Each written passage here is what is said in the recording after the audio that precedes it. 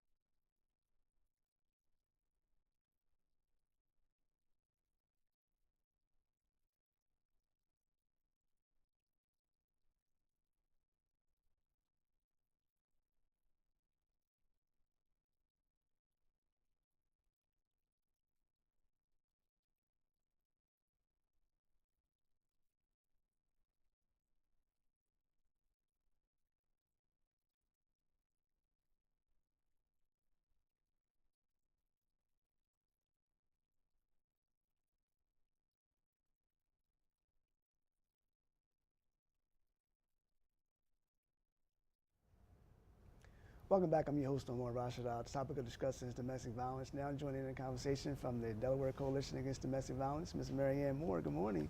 Good morning. Thank you so much for having me on. Oh, it's licensed clinical social worker. Let me add that on there. Yes. Okay, what is the domestic violence? How would you define the domestic violence, and what are the different types of domestic violence, or the different forms of domestic violence? Sure. Domestic violence is a really broad category, and it includes a wide variety of behaviors, some that are criminal. And we think of kind of when we read the newspaper about assaults and attacks and breaking into people's homes and things. But other forms of violence might include emotional abuse, really bad-mouthing the person and making the person really question their worth and their value, perhaps abusing them emotionally by talking about them having a mental health disorder or telling them they're a bad parent. It also could include financial abuse and exploitation. We talked to a number of survivors who describe how financially they weren't able to even manage their own money. I was talking to a woman not too long ago who she worked full time and her paycheck went into his bank account and she couldn't even access her own money. He had controlled everything. Financial abuse, The threats of abuse, but we've also been hearing a lot about people being coercive with reproduction and health, either forcing you to have a pregnancy or refusing you to allow you to become pregnant, and really trying to control in a relationship where there is then that threat that if you don't do what I say, there will be a consequence for that. Right. Quite often when we look at some of the cases of domestic violence, people from the outside who may not understand the full aspect of domestic violence have a tendency to be very judgmental. Yes. Sure. They may say, I'm going to ask you this question. You've been a survivor of domestic violence. Why did she stay? Why didn't she just leave? Again, that question to me seems like you're blaming the victim. So inquiring minds want to know, why do victims stay in an abusive relationship? I know there's several reasons, but from your standpoint, why did you stay? Every situation is different, and the coalition does, during their training, they do this fantastic exercise. They give everyone a situation and they ask these questions. And so how would you leave? How would you do this? But then now you don't have any money. But then you didn't graduate from high school. So now how are you going to do this? And if there's children involved, so then who's going to watch the kids while you do this? A lot of times when you're in an abusive relationship, you're isolated. Either the abuser isolated you or you isolated yourself out of shame and guilt. So you don't have those strong ties or support system to help you then manage in the world. And your primary concern is, okay, I still want to provide a better life for my child, and if I can't do it on my own, I'm going to stay. I'm going to stay because I may lose them. And then also in my situation with the court system, a lot of people think the courts favor a parent, the mother, and that's not true. They favor the best interest of the children. However, there's a lot of loopholes. When my ex, and when we separated, he filed with a bunch of lies for joint custody, but it took 2 years for us to get a court date. So we were granted this joint visitation for 2 years, that I was forced through the kids to still continue to be verbally abused and emotionally abused before my story was even heard before a judge. So it's very difficult, and when you're that vulnerable and that weak, who has the strength to go through that? And if you don't even know what's the outcome, you may lose your children because you can't support them, you don't have a great education, then you don't want to risk that. Yeah, we hear from lots of survivors. There are two main reasons people make decisions to stay. The first is financially. They fear that they will not be able to make it on their own, or they don't have, as Maria described, the capacity to make it on their own in that moment. And the other is children. I've talked to so many people who are afraid that if I leave, then I won't be able to be there to protect them. If I leave and they maintain custody, I might not then be able to see them or have access to them because my partner has threatened that if I leave, I won't get custody and I won't ever see my children again. Those two issues are some of the strongest reasons that folks want to stay. And I think also you know, a belief that people are going to change and that with help they can change. And we do see many individuals who enter our batterers intervention programs doing very well. But unfortunately, it's usually because the court or the police have made them go finally. We do get people who voluntarily get treatment for their problems, but most times the court's having to force them to get it. And fortunately, it is helpful, but you know, it takes someone having to leave and go to court or call the police to make that help happen sometimes. And the thing with the court appointed help, a lot of times as I've worked with different organizations, some of these places, my abuser, okay, first, Delaware has something called the First Offenders Program. It's like the Attorney General's probation. If you're a first offender, you know, you go through a year's probation and you go through anger management and the abuse, and then it's off of your record. I don't understand how someone gets that twice if it's first offenders, and that's what happened. It just continued to go on, and these courses are not there to help them.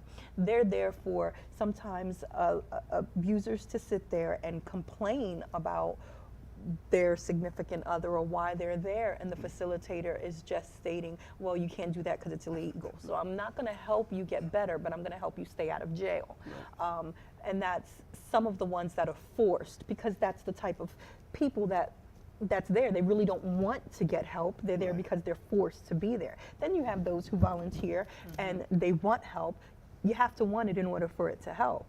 So, and unfortunately, and it's also such a learned behavior now, and it's happening so young. I hear children at the early school having domestic violence situations. Like, it's so early in high school relationships. It's okay for a boyfriend and girlfriend to fight. That's not okay. And as a society, we've become so desensitized to it. It's not okay. It becomes so much a part of you, it's hard to break as an adult. Warning, the word warning. Warning signs in domestic violence is very crucial. A woman meets a man for the first time. He's such a Prince Charming. He's so tall, dark, and handsome. He's this and that. And then later on in the relationship, there may be some warning signs that may indicate that he is an abuser. Also warning signs in terms of being a victim. People may notice a change in your behavior. So if you could specify, what are the warning signs of a battered victim female? We'll start with Marianne. Sure. I think one of the first warning signs is a possessiveness or jealousy. And as Maria was saying, it's one of those areas we see kind of a jealousy being romanticized, people thinking this is what love is supposed to be, if someone's jealous. But I've had teenagers talk about how, you know, their boyfriend was constantly texting them, and they had to know exactly where they were, and they weren't allowed to be with friends any longer. They were questioning who they were hanging out with. Those are signs that somebody has some issues with possession. You know, when you see your loved one as an object and a possession rather than as an equal to you, that's a real concern. We also hear that people have histories too. Like we heard that he was abusive in another relationship, and so don't think he's going to be different than in the relationship with you if you heard that there was a problem in another relationship. And I think oftentimes, you know, we try to figure out who can be a victim, who isn't a victim. To be honest with you, Omar, it's anyone. I've seen and known women that I was friends with that later on I found out that things weren't as perfect as they appeared. And so I think anyone can become a victim of domestic violence.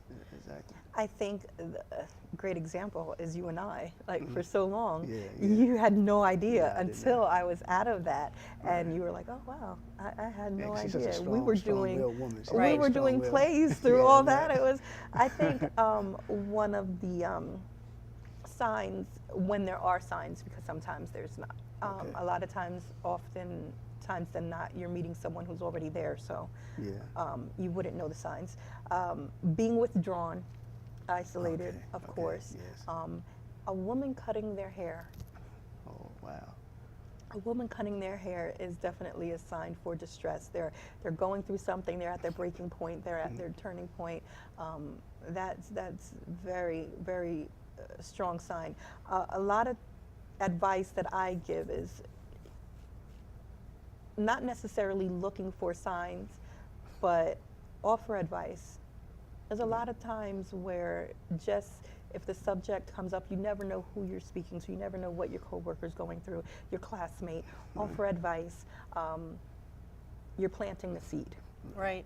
I can't tell you how often I hear from folks that they don't know that there's a hotline, that Exactly. they don't know that there are advocates or that there are people. I had no idea. Support Oh, groups. wow. I mean, we Yeah. have free support groups. You don't have to leave at first. You might need to figure some things out. right. Talking to somebody on Exactly. the hotline, figuring out what your safety plan could be, Exactly. deciding, do you need to start putting some money aside so that at some point you might be able to leave? That's kind of like developing an escape plan. Is that, okay, right. Exactly. And there are programs out there that will help you get a place, that'll help you. It's not knowing what resources are out there is what usually keeps a person in the situation, is not knowing how they can do it. Once they know how they can do it and that it's possible, that's planting the That's a baby seed. step, yeah. Knowing that there are people out there that can help you.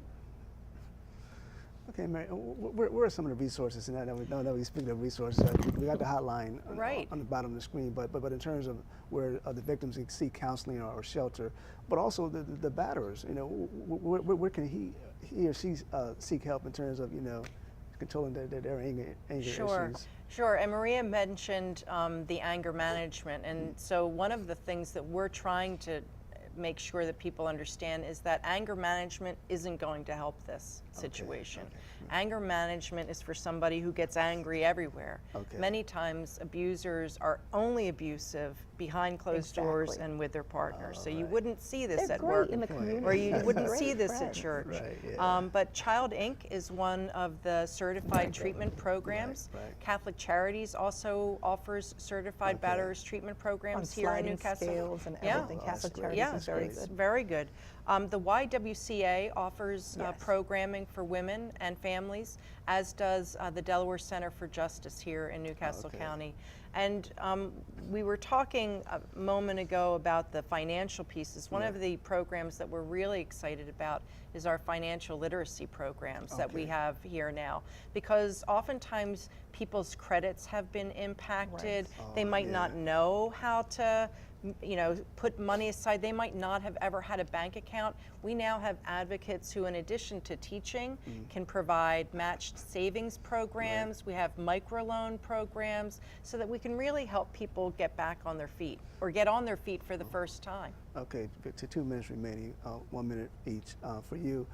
The Supreme Court situation going on is causing a lot of controversy, but more and more I see women, standing up, taking a stand, with the Me Too movement and things of that nature there. So then I started thinking, as I was particularly thinking about this particular topic, do you ladies see survivors of domestic violence, victims of domestic violence, standing up and taking a stand and doing a movement of its own, and then the contact from Delaware Coalition Against Domestic Violence? All right. I think it's very difficult for us to do that. As I said, it's so common Okay. that society has been desensitized to it.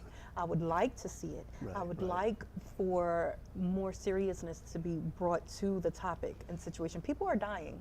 I mean, I don't think that's getting as much attention as it's needed. As well as people really don't understand post-traumatic stress disorder is right. not just for military personnel. Definitely, That definitely. happens here. That Yes. happens in abusive, traumatic relationships. Right. And those are things that we need to think about and we need help for also. So I would love to see, I'll be on the front line. I'm there.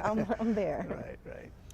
And I, too, believe that these recent events have caused us to really look at the issues with fresh eyes and recognize how prevalent violence against women is, whether it be sexual assault or domestic violence. It's a very common thing. Right. And so, the courts and the law enforcement might not be the solutions for people always, because those are pretty high legal standards, but there is help and support to help people get through and get to a place where they can become their fullest, happiest self. And that's what we want to try to help people do, especially when there's children involved, because we know how this has such impact on kids. Yes. So if people want to learn more, they can look us up at www.dcadv.org on the internet, or contact our office at 302-658-2958. We've got a month long of activities this coming Tuesday. The governor's going to proclaim it Domestic Violence Awareness Month. So great. we hope to raise more awareness throughout the month. Okay, on that note, ladies, we had to end the program. Maybe we could have done this for a whole hour. Yes, yes. And thank you for tuning in to another edition of Community Issues. I'll be back in 2 weeks for Artists. God bless. Have a safe week. All right, ladies.